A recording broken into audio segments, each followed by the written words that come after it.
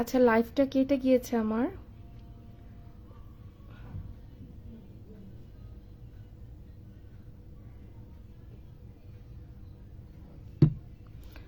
আমার লাইভটা কেটে গেছে, আবার শুরু করলাম লাইভটা, নেটে সমস্যা করছে।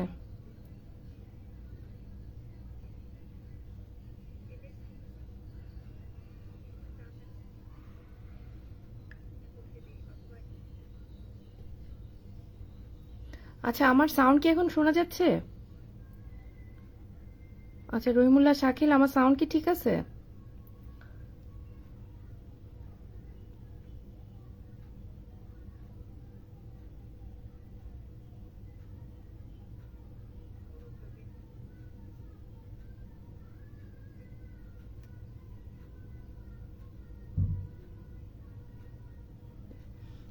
আচ্ছা ঠিক আছে, আমি তাহলে কন্টিনিউ করতেছি। প্রথমে আসি ম্যামোজেনেসিস। এখানে আমার কি হবে, ডাক্ট এবং লোবিউলো অ্যালভিওলার সিস্টেমের প্রলিফারেশন হবে। এটাতে কারা কাজ করবে, ইস্ট্রোজেন এবং প্রোজেস্টেরন হরমোন কাজ করবে। এরপর আসি হচ্ছে ল্যাক্টোজেনেসিস। ল্যাক্টোজেনেসিসে কি হবে, এখানে আমার ল্যাক্টোজেনেসিসের সময় মিল্কটা সিনথেসিসও হবে, সিক্রেশনও হবে। হ্যাঁ আপু, নেট প্রবলেম, কি আর বলবো, মানে পুরো অতিষ্ঠ অবস্থা। আচ্ছা, সিনথেসিস এবং সিক্রেশন হবে মিল্কটা। তো এইটা কি হবে আপনার হচ্ছে, এইটার জন্য কোন কোন হরমোন দায়ী, তো আমরা এখানে হরমোনগুলো জানি, prolactin, insulin, growth hormone, glucocorticoids, এই হরমোনগুলো কাজ করে। আচ্ছা, এরপর আসেন গ্যালাক্টোকাইনেসিস।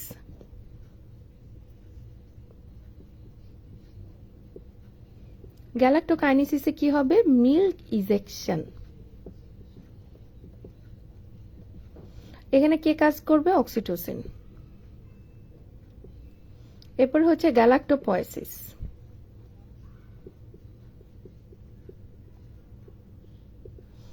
এখানে কি হবে, মেইনটেনেন্স অফ ল্যাকটেশন, কে কাজ করবে, প্রোল্যাকটিন। ঠিক আছে, এরপর আমরা একটা রিফ্লেক্স পড়ব, আপনার হচ্ছে ল্যাকটেশন রিফ্লেক্স আর্ক, অথবা হচ্ছে এটাকে বলা হয় মিল্ক লেট ডাউন রিফ্লেক্স।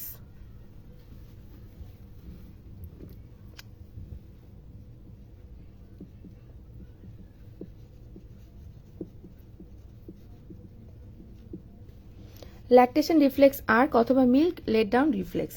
তো এখানে কি হবে আপু, যখন এখানে সাকিং করা হচ্ছে, ব্রেস্টে সাকিং করা হচ্ছে, মায়োপিথিয়াল সেল থেকে একটা রিফ্লেক্স যাচ্ছে স্পাইনাল কর্ডে। স্পাইনাল কর্ডে একটা রিফ্লেক্স যাচ্ছে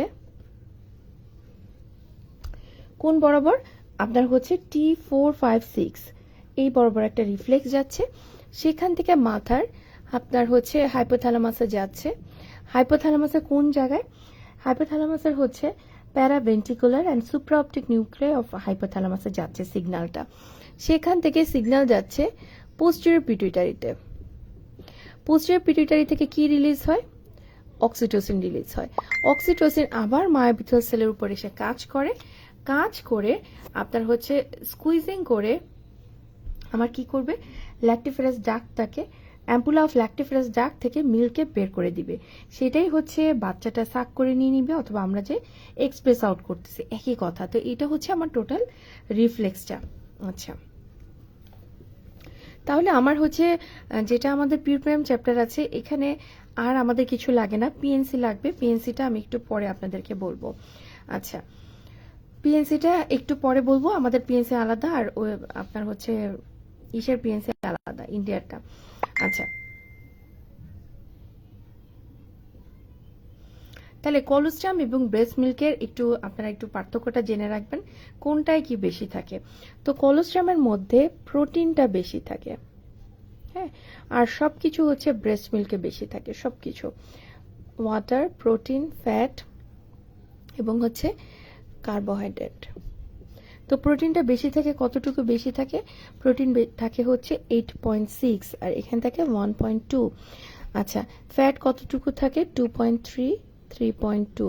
কার্বোহাইড্রেট কত থাকে, 3.2, এখানে 7.5।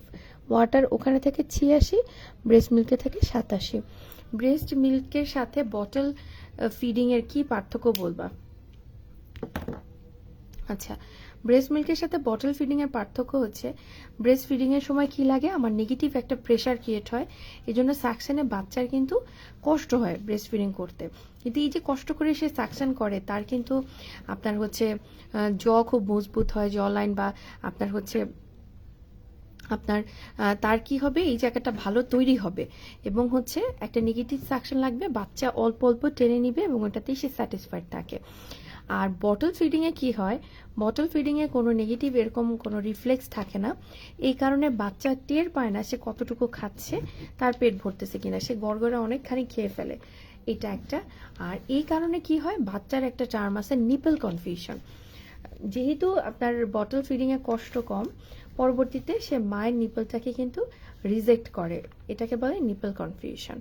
আচ্ছা, তাহলে মোটামুটি নর্মাল মানে পিউরপেরিয়াম চ্যাপ্টারটা আর কিছু দরকার নেই, এবার আমরা চলে যাব অ্যাবনর্মালিটিস অফ দ্য পিউরপেরিয়াম। আচ্ছা, অ্যাবনর্মালিটিস অফ পিউরপেরিয়ামে প্রথমেই আমরা যাব হচ্ছে ব্রেস্ট ফিডিং রিলেটেড প্রবলেমগুলোতে। আচ্ছা আচ্ছা, ব্রেস্ট ফিডিং রিলেটেড প্রবলেমে যাব, তারপরে সিরিয়ালি অন্যগুলোতে যাব।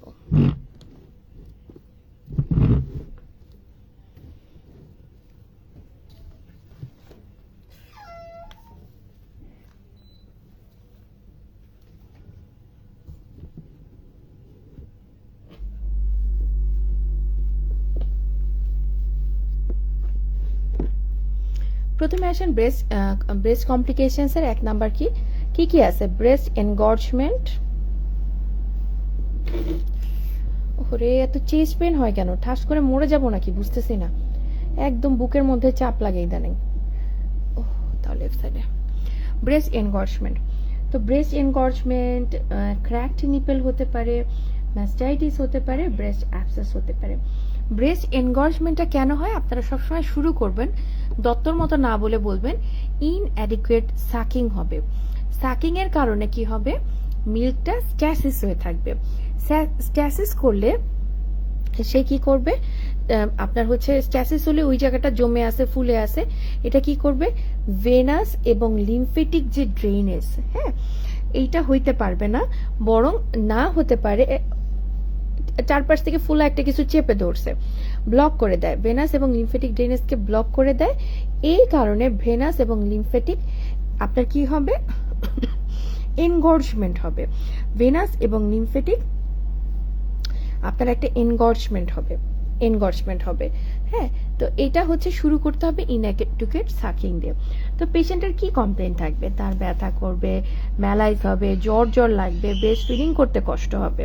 আচ্ছা, এটার জন্য ট্রিটমেন্ট কি হবে, ট্রিটমেন্ট হচ্ছে আমরা পজিশন অ্যাটাচমেন্ট শিখাই দিব মাকে, তারপর হচ্ছে কি করবে, সে মানে বারবার ব্রেস্ট ফিডিং এর জন্য চেষ্টা করবে। দত্ততে আসে দেখবেন বাইন্ডার ইউজ করবে, এটা বলবেন না, বাইন্ডার ইউজ করলে কমে যায়।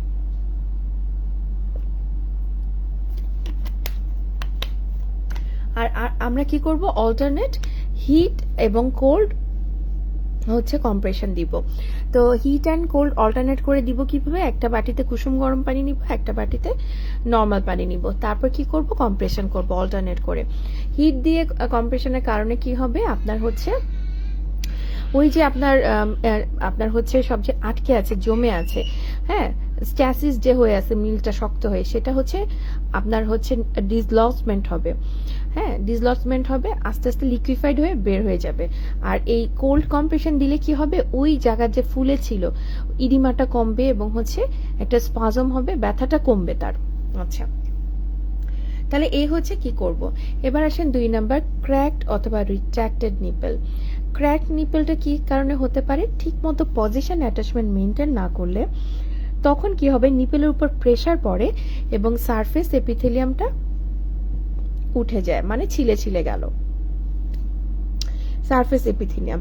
আচ্ছা, তো এটা আবার হচ্ছে ঠিক মতো যদি বাচ্চার মুখের হাইজিন মেনটেন না করি, অর্গানিজম দিয়েও হতে পারে, ক্যান্ডিডা দিয়ে হতে পারে, অথবা বাচ্চার মুখ থেকে মানে চাপ খেয়ে যদি মায়ের নিপেলে ট্রমা খায় তাইলেও ফ্র্যাকচার নিপল হতে পারে।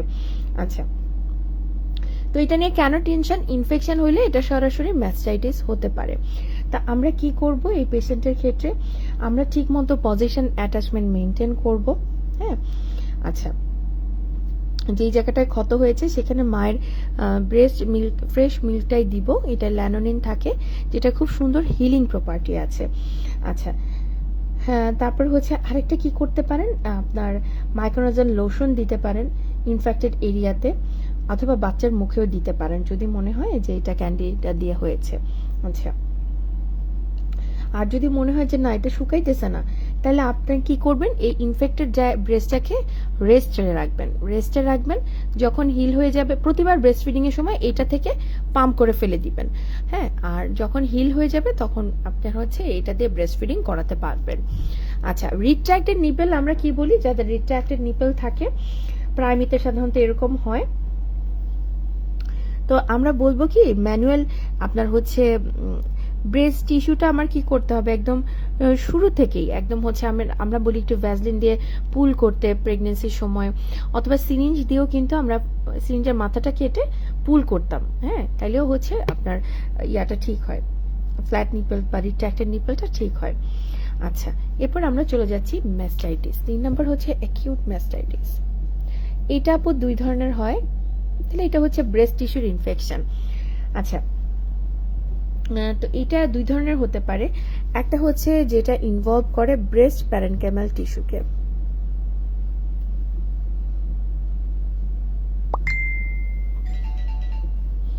আরেকটা হচ্ছে যেটা আপনার মানে সরাসরি ল্যাক্টিফেরাস ডাক্টে ইনফেকশন করে।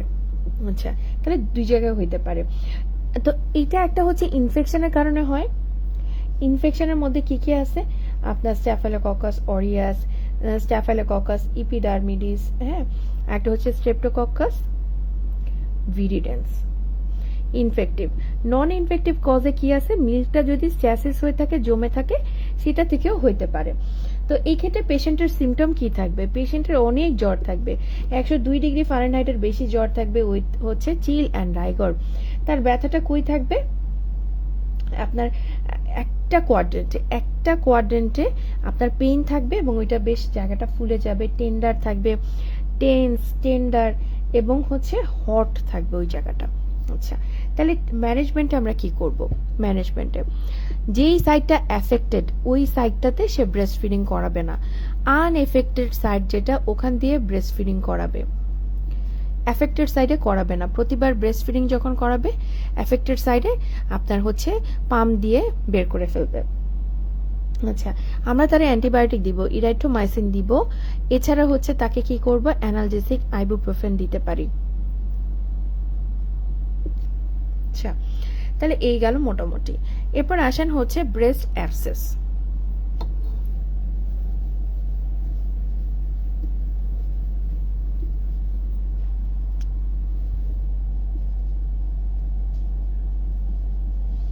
ব্রেস্ট অ্যাবসেসটা কেমন থাকবে, পেশেন্টের খুব জ্বর বাড়তেছে, সুইঙ্গিং রাইজ অফ আপনার হচ্ছে টেম্পারেচার।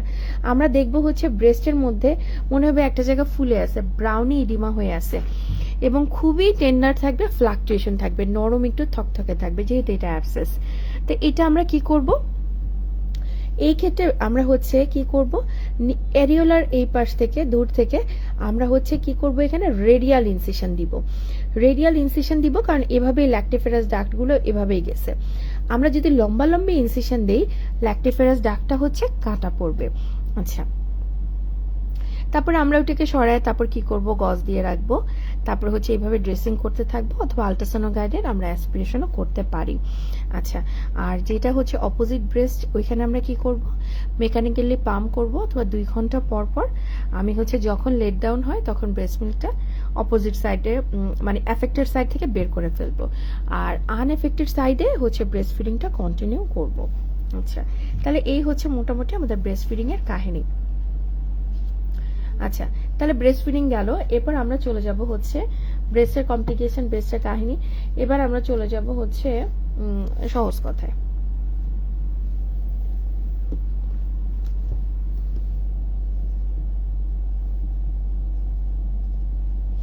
ইনভলিউশন হচ্ছে it is the process by which body tissue, especially pelvic organ, revert back to pre-pregnant state, both anatomically and physiologically. ইনভলিউশনটা আপু আমরা কিভাবে মেজার করি, পেশেন্টের পারমিশন নিয়ে নেই, ব্লাডার বা ইভাকুয়েট করে নেই, তারপরে আমরা হচ্ছে এটাকে মেজার করি। তো আমরা হচ্ছে কি করব, এটা ডেলিভারির পরে এটা 13.5 সেন্টিমিটার হয়ে যায়। হ্যাঁ, আমরা কিভাবে দেখি, হাইট অফ ইউটারাস দেখি। ডেলিভারির পরে 13.5 হয়ে যায়। প্রথম 24 আওয়ার্স হচ্ছে এটা কনস্ট্যান্ট থাকবে। এরপরে প্রতিদিন 1.25 সেন্টিমিটার 1.25 সেন্টিমিটার পার ডে করে এটা কমতে থাকে। আচ্ছা, তো মোটামুটি 6 উইকস পরেই এটা হচ্ছে আগের অবস্থায় চলে আসে, নন প্রেগনেন্ট স্টেটে চলে আসে। এখন সাব ইনভলিউশন কি? যখন নর্মাল ইনভলিউশনটা রিটার্ডেড অথবা ইম্পেয়ার্ড, সেটাকেই আমরা বলছি সাব ইনভলিউশন। সাব ইনভলিউশন কেন হবে? কিছু প্রিডিসপোজিং ফ্যাক্টর আছে, কিছু অ্যাগ্রাভেটিং ফ্যাক্টর আছে। প্রিডিসপোজিং ফ্যাক্টরের মধ্যে কি আছে? ধরেন গ্র্যান্ড মাল্টিপ্যারিটিভ, এদের ক্ষেত্রে পেট খুব ঢিলা ঢালা থাকে। তারপরে আসেন যার হচ্ছে ওভার ডিস্টেনশন ছিল, ইউট্রাসটা অনেক বড় ছিল, যেমন আমি আমার ভাবির ক্ষেত্রে দেখছি, ওরে আল্লাহ রে, টুইন ডেলিভারির পরেও মনে হয়েছে এর পেটে আরো বাচ্চা আছে। হ্যাঁ, অনেক ওভার ডিস্টেন্ডেড ইউট্রাস যদি থাকে, টুইন পলিহাইড্রোমিয়াস।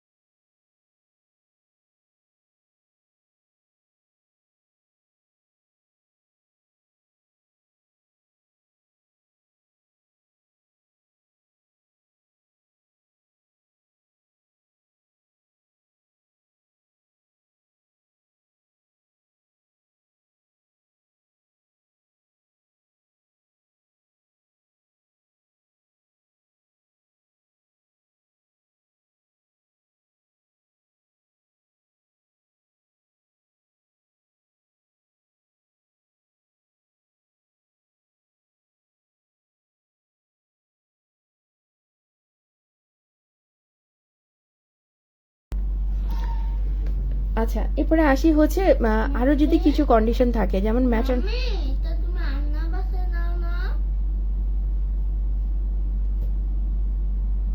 আন্নার কাছে হোমওয়ার্ক শেষ করে যাও, হোমওয়ার্ক শেষ করে যাও। না, হোমওয়ার্ক শেষ না করলে কথা বলবো না। ম্যাটারনাল যদি ইল হেলথ থাকে, আর হচ্ছে কোনো গাইনোকোলজিক্যাল প্রবলেম যদি থাকে, যেমন ইউট্রাইন প্রোলাপস যদি থাকে, রেট্রোভার্টেড ইউট্রাস যদি থাকে, অথবা যদি ইউট্রাসের ফাইব্রয়েড থাকে, এসব ক্ষেত্রে। এরপর আসে অ্যাগ্রাভেটিং ফ্যাক্টর, একটা হচ্ছে রিটেইন প্রোডাক্ট অফ কনসেপশন, আরটা হচ্ছে এন্ডোমেট্রাইটিস। এন্ডোমেট্রাইটিস তাহলে প্রিডিসপোজিং অ্যাগ্রাভেটিং ফ্যাক্টর। ট্রিটমেন্ট কি করব? সাব ইনভলিউশনে যদি প্যাথোলজি থাকে তাইলেই করব। হ্যাঁ, এটা নিজে নিজে ঠিক হয়ে যাবে। আচ্ছা, তো প্যাথোলজি বলতে যদি এন্ডোমেট্রাইটিস থাকে তাহলে আমরা অ্যান্টিবায়োটিক দিব, রিটেন প্রোডাক্ট থাকলে আমরা সেটাকে ডিএনসি করে দিব, প্রোলাপস অথবা রেট্রোভার্টেড থাকলে আমরা হচ্ছে প্রেসারি দিব। আচ্ছা,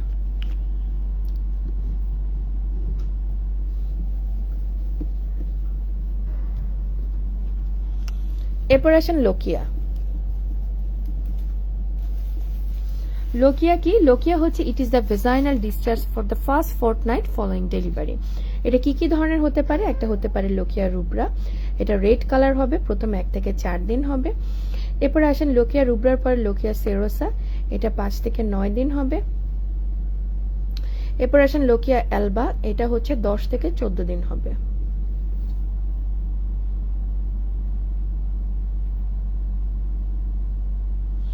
আচ্ছা, লোকিয়া রুব্রাটা রেড হবে, এটার মধ্যে কি কি আছে?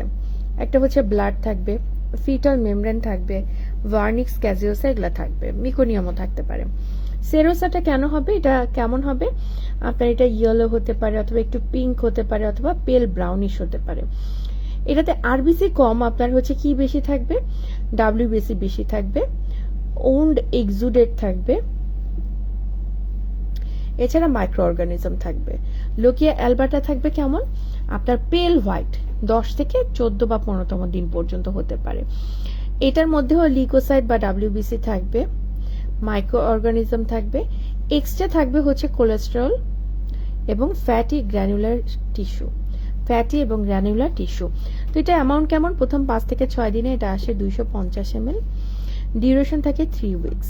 এটার অ্যামাউন্ট যদি বেশি হয় অথবা কমে যায় অথবা প্রলং ডিউরেশন ধরে হচ্ছে অথবা এটা যদি ফাউল স্মেল আসে, সব কিছুর একটাই কারণ, ইনফেকশন ইনফেকশন ইনফেকশন। আচ্ছা, শেষ। এরপর আসেন ইউরিনারি কমপ্লিকেশনস।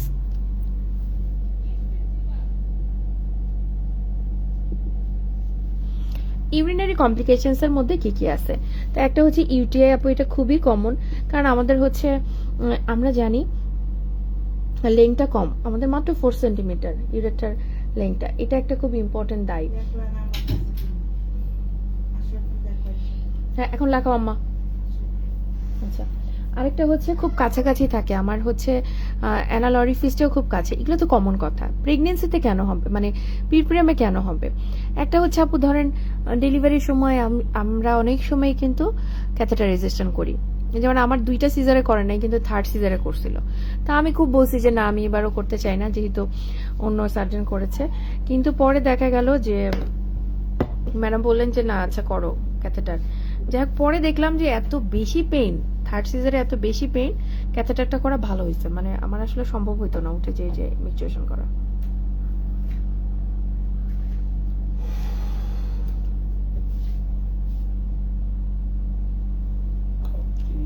শরবত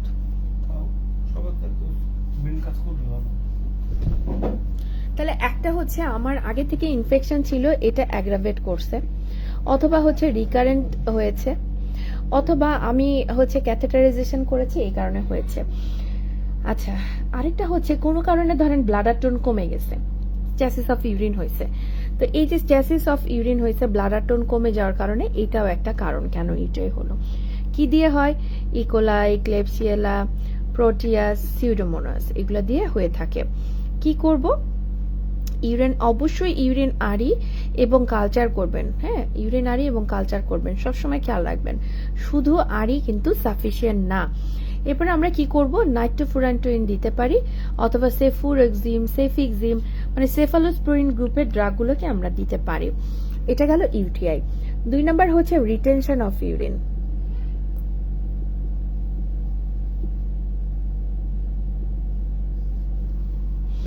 রিটেনশন অফ ইউরিন কেন হবে? তো পেরিনিয়াল ইনজুরি থাকলে ওখান থেকে রিফ্লেক্সে একটা স্পাজম হইতে পারে, এটা একটা। আরেকটা হচ্ছে যে দেখা গেল পেশেন্টের মানে ডেলিভারির সময় কিন্তু ব্লাডার নেক, মানে আপনার প্রেশার পড়ে ব্রুইজিং এবং ইডিমা হয়। আরেকটা হতে পারে আনএকাস্টমড পজিশন, এসবের কারণে। তাহলে কি করব? পেশেন্টে বলবো একটু ওয়াশরুমে যান, একটু মানে আপনি হচ্ছে কুসুম গরম পানিতে গোসল করেন, অথবা ট্যাপ ছেড়ে বসেন। এইসব ঢং ঢং করেও কাজ হইল না, তাহলে কি করবেন? ক্যাথেটার করবেন 48 আওয়ার্স। এরপরে ক্যাথেটারটা রিমুভ করে রেসিডুয়াল ইউরিনটা দেখবেন। কিভাবে দেখি রেসিডুয়াল ইউরিন? আমরা মিজার করি, এভাবে মিজার করি 2টা ডায়ামিটার আলট্রাসোনোগ্রাফিক্যালি। রেসিডুয়াল ইউরিন যদি 100 ml এর বেশি হয় তাহলে কন্টিনিউয়াস ক্যাথেটার করে রাখতে হবে।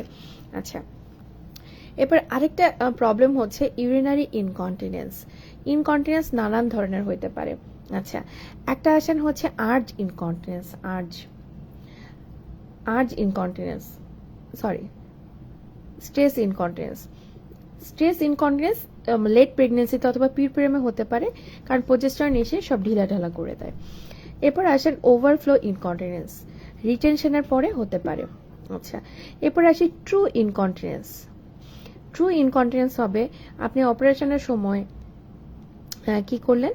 অপারেশনের সময় ইনজুরি করে করতে পারেন, অথবা ফরসেপ ভেন্টোস করে ইনজুরি করে করতে পারেন, ইভেন ডিস্ট্রাকটিভ অপারেশনের সময় আপনি ইনজুরি করার মাধ্যমে ট্রু ইনকন্টিনেন্স করতে পারেন। আচ্ছা, আরেকটা পয়েন্ট হচ্ছে suppression of urine. Suppression of urine হবে যদি 24 আওয়ার ইউরিনারি এক্সক্রিশন 400 ml অথবা তার চেয়ে কম হয়। আচ্ছা, তাহলে আমরা ব্রেস্ট পড়ে ফেললাম, ইউরিনারি পড়ে ফেললাম, ইনভলিউশনও পড়ে ফেললাম। এত মারামারি করে ছেলে বাচ্চারা, কি আর কইতাম।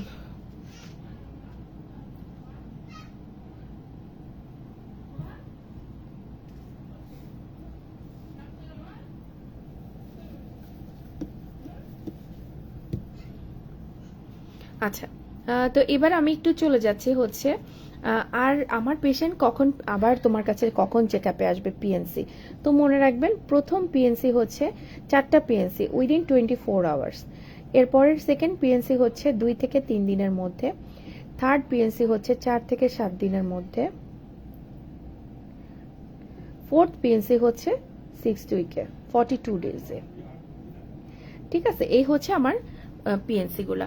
পিউরপেরাল ইমার্জেন্সি কি কি আছে? পিউরপেরাল ইমার্জেন্সি তা একটা হচ্ছে ইমিডিয়েটটা আমরা মনে রাখবো 3টা পি 1টা আই। 3টা পি এর মধ্যে কি আছে?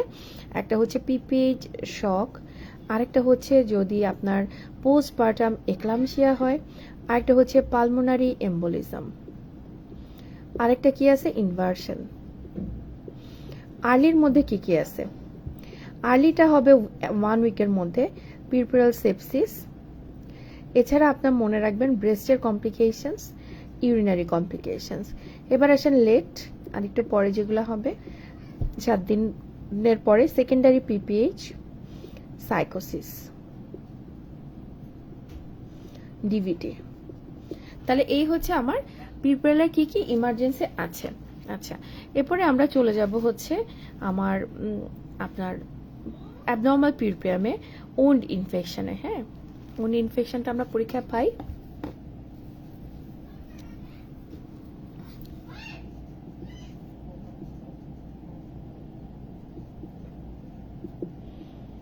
ধরেন আমার কাছে ওই রহিমা নামে একটা পেশেন্ট আসছে, তার বয়স হচ্ছে 20 বছর বয়স। হ্যাঁ, তার কি বলেছে আমরা হচ্ছে তার প্যারা 1 সিজার সেকশন প্লাস 0। সে প্রেজেন্ট করছে আপনাকে কততম দিনে? 6 day of puerperium following caesar section, with the complaint of কি লোয়ার অ্যাবডোমিনাল পেইন 6 দিন ধরে। আরেকটা হচ্ছে আপনার আরেকটা কি wound discharge from the wound area, কয়দিন ধরে? সাধারণত 3 দিন যাবে, আরো 3 দিন। হ্যাঁ, 3 দিনের পরে হবে সাধারণত 3 দিন ধরে। আচ্ছা, তো প্রথমে আসেন পেশেন্টটা একই কথা আমি বলবো যে আমার পেশেন্ট অমুক ডেটে ঢাকা মেডিকেলে ভর্তি হয়েছে, প্রম নিয়ে আসছিল, তার সিজার হয়েছে প্রম উইথ হচ্ছে ফিটাল ডিস্ট্রেসের কারণে। ইমিডিয়েট এবং পোস্ট অপারেটিভ পিরিয়ডটা ভালোই ছিল। এরপরে হচ্ছে আপনার কি হলো, আপনার 4 নাম্বার দিন থেকে পেশেন্ট কি ডেভেলপ করেছে? আপনার একটা ব্যথা আছে এবং ডিসচার্জ, আপনার ওনার ব্যান্ডেজটা সোকড হয়ে গেছে ডিসচার্জ দিয়ে। তারপর কি করা হলো? তার ব্যান্ডেজটা রিমুভ করা হলো এবং তার উন্ড সোয়াব এবং কালচারে পাঠানো হয়েছে এবং তার ডেইলি ড্রেসিং করা হচ্ছে। আচ্ছা, এর সাথে বলে আসতে হবে অন্য কোনো সমস্যা নাই, নো ফিভার, ব্রেস্টের এনগর্জমেন্ট, আর আরেকটা হচ্ছে লোকিয়াটা নর্মাল আছে, কোনো ফাউল স্মেলিং নাই, লোকিয়া ঠিক আছে, কোনো ফাউল স্মেলিং ডিসচার্জ নাই। আচ্ছা, এই গেল। এরপর আসেন অবস্টেটিক হিস্ট্রি অ্যাজ ইউজুয়াল। এরপর জেনারেল এক্সামিনেশনে আমার এখানে অ্যানিমিয়াটা খুবই ইম্পর্টেন্ট এবং হচ্ছে টেম্পারেচারটা ইম্পর্টেন্ট। আচ্ছা, পার অ্যাবডোমিনাল এক্সামিনেশনে কিভাবে বলবো? There is a bandage over suprapubic region. এটা যদি পার্শিয়ালি সোকড থাকে অথবা ড্রাই থাকে বলতে হবে। ব্যান্ডেজটাকে আমি তুলে আমি কি পাবো? ব্যান্ডেজের নিচে একটা ওন্ড এরিয়া পাবো। There is a wound over suprapubic area which is কত? ধরেন 5/2 সেন্টিমিটার। মার্জিনটা বলবো, মার্জিনটা কেমন? রেগুলার অথবা ফাইব্রোস্ট। এরপর আসেন এখানে কি কি আছে। এখানে আপনি কিছু পাস পেতে পারেন, গ্র্যানুলেশন টিস্যু পেতে পারেন, তারপর হচ্ছে আপনার স্লাফ পেতে পারেন, যা আছে সেটাই আমি বলবো, এই জিনিস আছে। আচ্ছা, তারপরে আসেন আমি মোটামুটি এটা বলে ফেলেছি। তারপর কি দেখবো আমরা? হাইট অফ ইউটেরাস দেখবো, বাউল সাউন্ডটা দেখে আসবো। পার ভেজাইনাল এক্সামিনেশনে প্যাডে কেমন আপনার হচ্ছে লোকিয়া আছে, অ্যামাউন্ট কেমন, কালার কেমন, এগুলো সব দেখলাম। এবং হচ্ছে ফাইনালি ডায়াগনোসিসটা বলবো। My diagnosis is this is a case of 6 day of puerperium following cesarean section due to primary gravida 37 weeks 6 days pregnancy with pre-labor rupture of membrane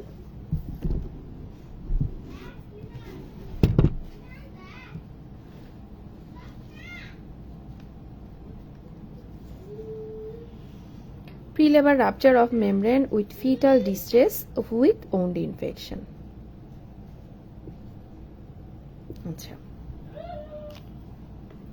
তাহলে ওন্ড ইনফেকশন। এখন আপনাকে বললো, যেমন আমাকে আপু এটা জিজ্ঞেস করেছিল আমার প্রিপ্রামের কেসে, যে তোমার ইন্টার্নি ফোন দিয়ে বললো 3 দিন পরে যে ম্যাডাম রোগীর তো জ্বর আসছে, তাহলে এটারে কোন জ্বর, এটা কি নর্মাল ফিভার? না ম্যাডাম, এটা পিউপারাল পাইরেক্সিয়া। তাহলে what is puerperal pyrexia? Rise of temperature 100.1 degree Fahrenheit or more following delivery excluding first 24 hours, প্রথম 24 আওয়ার্স বাদ দিয়ে, measured orally on 2 separate occasion, 24 hours apart দুইটা অকেশনে মাপছেন আপনি। হ্যাঁ, আচ্ছা, কতদিন? Within first 10 days following delivery. তাহলে প্রথম 24 ঘন্টা বাদ দিয়ে দুইটা অকেশনে 24 আওয়ার্স অ্যাপার্টে ফার্স্ট 10 দিনের মধ্যে। তাহলে কজেস অফ পিউপারাল পাইরেক্সিয়া। পিউপারাল পাইরেক্সিয়ার কজ কি? একটা হচ্ছে পিউপারাল সেপসিস, তারপর হচ্ছে ইউরিনারি কমপ্লিকেশনস, ওই যে ইউটিআই, তারপর আপনার হচ্ছে ইউটিআই হতে পারে, সিস্টাইটিস হতে পারে, পাইলোনেফ্রাইটিস হতে পারে। ব্রেস্টের ক্ষেত্রে mastitis, breast abscess, breast engorgement সবগুলাই হতে পারে। আচ্ছা, তাহলে সবচেয়ে কমন কজ কোনটা পিউপারাল পাইরেক্সিয়ার? Breast engorgement, UTI.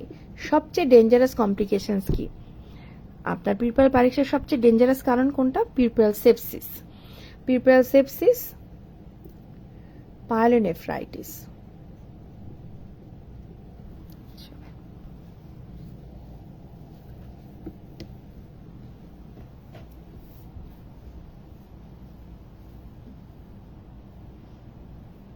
তাহলে পিউপারাল সেপসিসটা কি? পিউপারাল সেপসিসটা কি?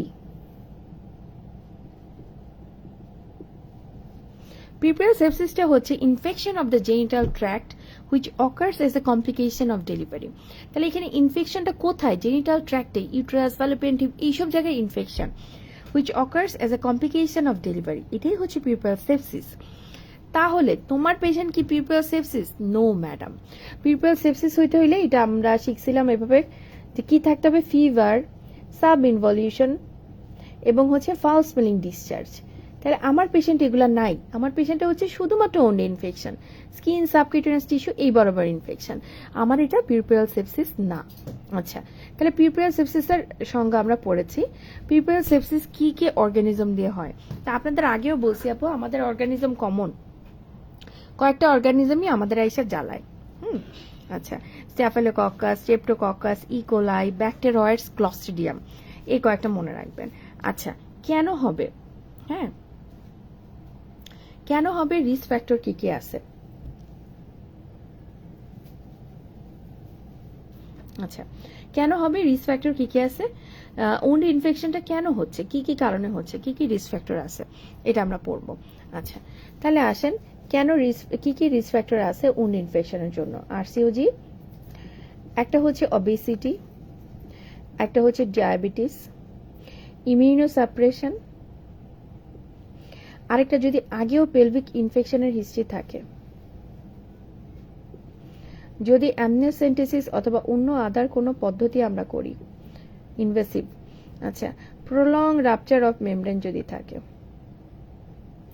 যদি রিটেন প্রোডাক্ট অফ কনসেপশন থাকে। আচ্ছা, এই তো এগুলো। এছাড়া আমরা আরেকটু মনে রাখবো, পেশেন্ট যাদের ধরেন ডায়াবেটিস বলছি, যদি অ্যানিমিয়া থাকে, এটাও একটা কিন্তু রিস্ক ফ্যাক্টর। আচ্ছা, আরেকটা হচ্ছে যদি অপারেশনের সময় হেমাটোমা হয়ে আসে, এটা একটা কারণ। যদি কোনো ফরেন বডি ঢুকে, খুবই টাইটলি গিট্টু মাইরে আসছি, হ্যাঁ, ইস্কেমিয়া হতে পারে। আচ্ছা, অনেকক্ষণ ধরে সার্জারি, অনেকেই অনেকক্ষণ ধরে সার্জারি করে, প্রলং সার্জারি, এটাও একটা কারণ। আচ্ছা, এবার আসেন হচ্ছে আমরা কি করব এই পেশেন্টের ক্ষেত্রে। তাহলে এই পেশেন্টের ক্ষেত্রে আমরা কি কি করব? আচ্ছা, তো আমরা তো ড্রেসিং করছি, কিভাবে ড্রেসিং করব, কি কি টাইপের ড্রেসিং করব? তো ড্রেসিংটা কেমনে করব? প্রথমে আমরা কি করি? রাব করি, হ্যাঁ, চারপাশে নর্মাল জায়গায় আমরা হচ্ছে রাব করব, তারপরে ওন্ড এরিয়াতে আমরা রাব করি। এরপরে কি করি? আমরা যত স্লাভ স্লাফ থাকুক পাস থাকুক এগুলাকে রিমুভ করি। আচ্ছা, তারপর আমরা ড্রেসিং করি গ্র্যানুলেশন টিস্যু আসা পর্যন্ত। আচ্ছা, গ্র্যানুলেশন টিস্যু কেমনে চিনবা? এটা হচ্ছে পিঙ্কিশ অথবা ম্যাডাম রেডিশ হতে পারে, সরি, এবং হচ্ছে কেমন থাকবে, ব্লিডস টু টাচ, হ্যাঁ, সফট থাকে এবং ব্লিডস টু টাচ, এটা দিয়ে বুঝি গ্র্যানুলেশন টিস্যু। কেমনে সেলাই করবা? আমরা কি করি, ভার্টিক্যাল ম্যাট্রেস সুচার দিব, ভার্টিক্যাল ম্যাট্রেস সুচার দিব, এবং আমরা কি করব, প্রোলিন দিয়ে দিই। বেশি টাইট করব না, বেশি লুজ করব না, একটা ড্রেন দিয়ে আসবো। ড্রেনে কালেকশন 5 ml এর কম হলে এটা সরায় ফেলি। প্রোলিন যদি দেই তাহলে আমরা কি করব, আপনার হচ্ছে 10th পিওডিতে স্টিচ অফ করব। সিল্ক যদি দেই তাহলে 7 থেকে 8 পিওডিতে আমরা হচ্ছে স্টিচ অফ করব। আচ্ছা, এই যে ড্রেসিং করব, কিভাবে ড্রেসিং করি, আমরা সবচেয়ে কমন হচ্ছে পোভিডেন আয়োডিনের নর্মাল স্যালাইনের সাথে লিকুইফাইড করে তারপর দিব। আচ্ছা, এটা একটা। আরেকটা হচ্ছে পেশেন্টের ওনটা একদমই ক্লিন কাট, তাহলে আপনি নর্মাল স্যালাইন দিয়েও করতে পারেন। আরেকটা হচ্ছে পেশেন্টের যদি পাস যদি থাকে হাইড্রোজেন পারঅক্সাইড দিব। এটা ভেঙে হাইড্রোজেন প্লাস হাইড্রোক্সিল আয়ন করে, এই ফ্রি রেডিক্যালটা অর্গানিজমকে ধ্বংস করে দেয়। যদি স্লাফ থাকে, স্লাফকে ডিসলিউশন করার জন্য আমরা দিব ইউজল। এটা হচ্ছে এডিনবার্গ ইউনিভার্সিটি সলিউশন। এটা কি আছে, BCC, boric acid, cloxacillin, chlorinated lime. আচ্ছা, তাহলে মোটামুটি গেল কি কি দিলাম। আচ্ছা, কি টাইপের আপনার হচ্ছে কয়দিন করব, যদি ছোট ওন থাকে অল্টারনেট ডেতে করলেই হবে। মডারেট থেকে লার্জ সাইজ হইলে প্রত্যেক দিন ড্রেসিং করবেন। যেটা পুরো লাইন ডিসচার্জ আসতেছে 2 বেলা ড্রেসিং করবেন। আচ্ছা, এরপর আসেন ওন হিলিং এর স্টেপস।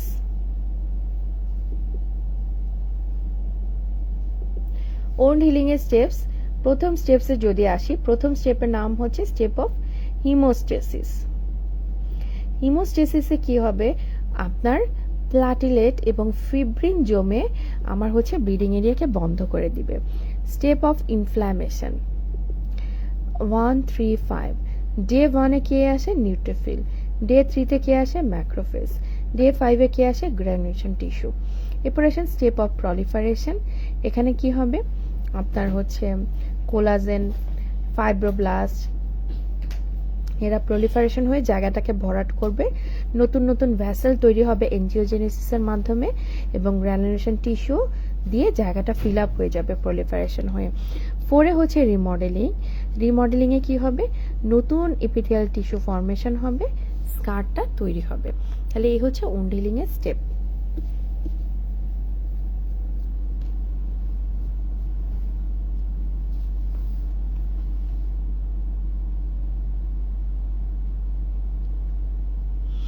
আচ্ছা, এরপর আসেন আমরা একটা জিনিস পড়বো, যে তোমার কাছে একটা পেশেন্ট আসলো 8 দিন আগে তার সিজার হয়েছে, তার জ্বর আছে, একটা পা একটু বেশি ফোলা লাগতেছে, এরকম আপু সরাসরি আইইউতে পরীক্ষা আমি নিজে ফেস করেছি। এটা কি তাহলে ডায়াগনোসিস? তাহলে আমরা এটাকে কি বলতেছি, ডায়াগনোসিস ডিভিডি। এটা খুব কমন, এটা একটু জেনে রাখলে ভালো, আইইউতে দেয়, কেসও জিজ্ঞেস করতে পারে। আচ্ছা, তো ডিভিডিটা কি আপু, থ্রম্বোসিস এবং thrombosis of leg vein, pelvic vein, হ্যাঁ এটার হচ্ছে। তো এইটা আপনার হচ্ছে ডিভিডিটা কেন ডেভেলপ করে, হ্যাঁ কেন এটা বেশি বেশি হচ্ছে, প্যাথোফিজিওলজিটা কি? তো একটা হচ্ছে যে প্রেগনেন্সিতে আপনার কোয়াগুলেশন ফ্যাক্টরগুলো বেড়ে যায়, হ্যাঁ, তারপর হচ্ছে প্লাটিলেটের সংখ্যা বেড়ে যায়। তাহলে একটা হচ্ছে কোয়াগুলেশন ফ্যাক্টরগুলো বাড়ে, প্লাটিলেটের সংখ্যা অনেক বেড়ে যায়, এবং হচ্ছে একটা ভেনাস স্ট্যাসিস হয়, একটা ভেনাস স্ট্যাসিস হয়, স্ট্যাসিস। তো এইসব কারণে কি হচ্ছে, ডিভিডি হওয়ার চান্স থাকে। তো এই যে থ্রম্বোসিস হবে, এটা রিস্ক ফ্যাক্টর কি কি আছে? তো একটা হচ্ছে high risk factor. High risk ফ্যাক্টরের মধ্যে কি আছে, আপনার যদি আগে ভেনাস থ্রম্বোএম্বোলিজম থাকে এবং থ্রম্বোফিলিয়ার হিস্ট্রি থাকে, এটা হচ্ছে হাই রিস্ক ফ্যাক্টর। এরপর আসি হচ্ছে ইন্টারমিডিয়েট রিস্কের মধ্যে কি আছে, হার্ট ডিজিজ, হার্ট ডিজিজ অথবা পেশেন্টের যদি আপনার হচ্ছে এসিলি আর এলএসিএস থাকে, এসিলি এলএসিএস। এরপর আসেন low risk factor. Low risk ফ্যাক্টরের মধ্যে কি কি আছে? একটা হচ্ছে এজ তার 35 বছরের বেশি। এরপর আসেন বিএমআই। বাবু তুমি লিখতেছো না?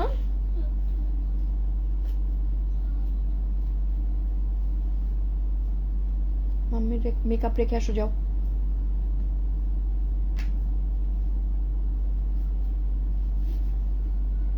লিপস্টিক বের করো।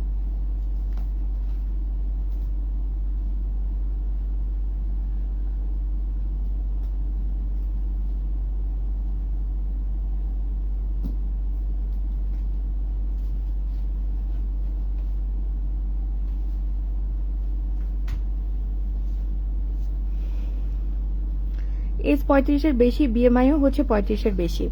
প্যারিটি হচ্ছে তিনটা বা আপনার তার চেয়ে বেশি যদি বাচ্চা হয়, নড়াচড়া যদি কম করে, ইমোবিলিটি, ডিহাইড্রেশন যদি থাকে, হাইপারমেসিস গ্র্যাভিডারাম যদি থাকে, মাল্টিপল প্রেগনেন্সি থাকে। তো এই 7টার মধ্যে যদি আপনি তিনটার বেশি যদি রিস্ক ফ্যাক্টর পান, তাহলে হচ্ছে পেশেন্ট ইন্টারমিডিয়েট রিস্কে আছে। আচ্ছা, তো এই ক্ষেত্রে আমরা ক্লিনিক্যালি কিভাবে পার্থক্য করব? হ্যাঁ, ক্লিনিক্যালি আপনি কাফ মাসল বরাবর মাপবেন আপু, দেখবেন একটা পা 2 সেন্টিমিটারের চেয়ে বেশি মোটা আরেক পায়ের চেয়ে। ইনভেস্টিগেশনে কি করতে পারেন? আমরা ডপলার করতে পারি। ডপলারে আমরা কি পাবো? ডপলারে আমরা কি পাবো যে এখানে ক্যারেক্টারিস্টিক্স একটা হুশ হুশ সাউন্ড পাবো ভেইন থেকে, আর সফট টিস্যু মাস পাবো ভেইনের মধ্যে, এবং প্রোব দিয়ে কম্প্রেস করলে দেখবো এটা নন কম্প্রেসিবিলিটি হচ্ছে, non compressibility of the venous lumen. আচ্ছা, এছাড়া কি করতে পারি? ভেনোগ্রাফি করতে পারি, আর আরেকটা এমআরআই করতে পারি, এটা বেশ সেফ। আচ্ছা, এরপর আসেন ট্রিটমেন্ট আমরা কি করব? ট্রিটমেন্টটা বেশ সহজ। আমরা কি দিতে পারি? আমার হচ্ছে পেশেন্টকে আমি হচ্ছে আপনার বেড রেস্টে রাখবো, পাটা উপরের দিকে উঠায় রাখবো, আর হচ্ছে অ্যান্টিবায়োটিক্স দিব। আমরা এখানে কি দিব? হেপারিন দিতে পারি। হ্যাঁ, হেপারিন আপনি দিতে পারেন আনফ্র্যাকশনেটেড অথবা লো মলিকুলার ওয়েট। তো আপু আমরা লো মলিকুলার ওয়েটটাই দিব। হ্যাঁ, 50 কেজির কম যদি হয় তাহলে 20 মিলিগ্রাম, আর ওয়েটটা যদি আপনার 50 কেজির বেশি হয় তাহলে 40 মিলিগ্রাম আমরা দিব। 40 মিলিগ্রাম করে ইনজেকশন দিব। কতদিন ইনজেকশন দিব? আপনার ইনজেকশনটা ডিপেন্ড করছে যে আপনার আচ্ছা, তো ইনজেকশনটা আমরা কি করি? আমরা মোটামুটি নর্মাল ডেলিভারির পরে 7 দিন, সিজারের পরে আমরা হচ্ছে আরো বেশি রাখি। তো এখানে এত কথা বলে নাই, বলছে যে আপনি অ্যাটলিস্ট ডেলিভারির পরে 7 থেকে 10 দিন দিবেন। হ্যাঁ, আচ্ছা, আর বলা হয় যে আপনার পেশেন্ট যদি হাই রিস্ক হয় তাহলে 6 উইকস দিবেন। হ্যাঁ, আর লো রিস্ক হলে দরকার নাই। তাহলে লো রিস্ক হলে দরকার নাই low molecular weight heparin. Intermediate risk হলে 7 দিন দিবেন ডেলিভারি পরে, 7 থেকে 10 দিন। আর যদি হাই রিস্ক হয় তাহলে আপনি এটা 6 উইক কন্টিনিউ করবেন হেপারিন। আচ্ছা, এরপর আমরা কি করব? এটাকে ওয়ারফেরিন দিয়ে রিপ্লেস করব। হ্যাঁ, আচ্ছা, ওয়ারফেরিন দিয়ে রিপ্লেস করব। ডেইলি ডোজ আমরা দেই হচ্ছে 7 মিলিগ্রাম 2 দিন করে দিব। হ্যাঁ, 7 মিলিগ্রাম প্রথম 2 দিন, এরপরে 5 থেকে 9 মিলিগ্রাম প্রতিদিন আমি হচ্ছে মেনটেন করব ডোজটা। তো মোটামুটি আমার 3 থেকে 6 মাসেই মানে ঠিক হয়ে যাওয়ার কথা। আচ্ছা, আর কি কি লাগতে পারে? হাই ইলাস্টিক কম্প্রেশন স্টকিংস আমরা ব্যবহার করব। হ্যাঁ, এটা একটা। আর ইনফিরিয়র ভেনা কেভাল ফিল্টার দিতে পারি। আর আরেকটা, তাও যদি ঠিক না হয়, ভেনাস থ্রম্বেক্টমি।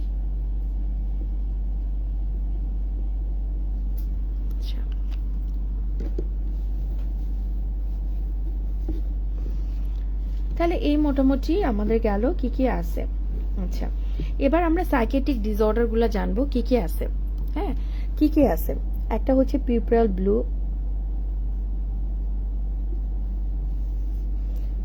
ব্লু, তারপর হচ্ছে আপনার পোস্টপার্টাম ডিপ্রেশন,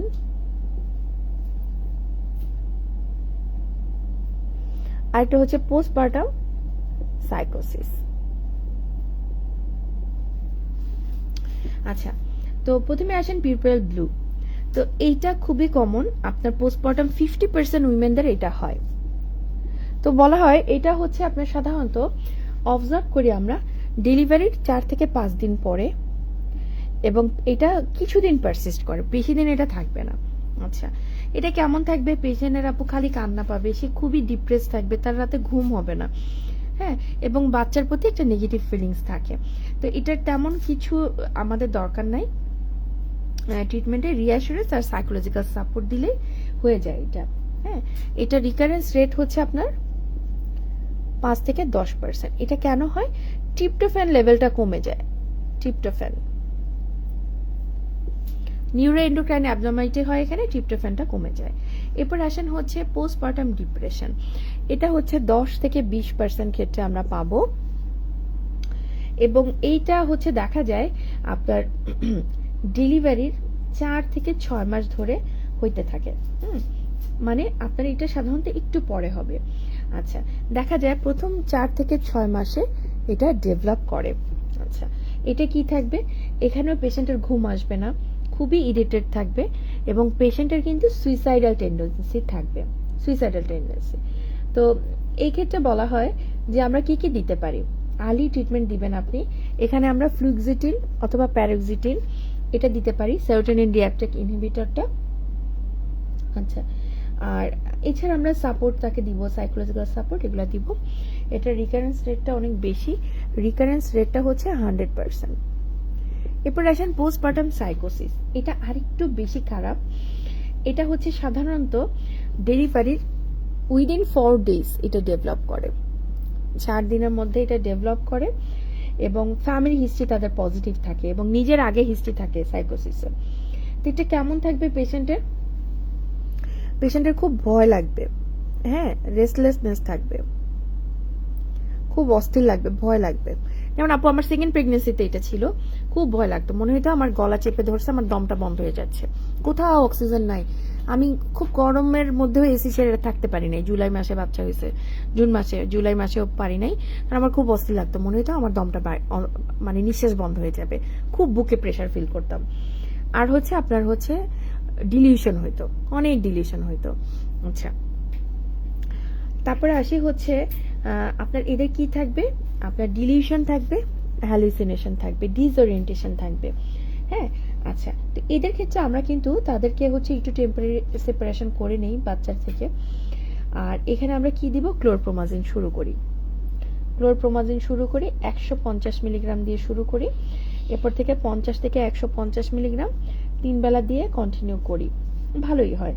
আচ্ছা, আর যদি রেসপন্স না করে ইলেকট্রোকনভালসিভ থেরাপি দিতে পারি।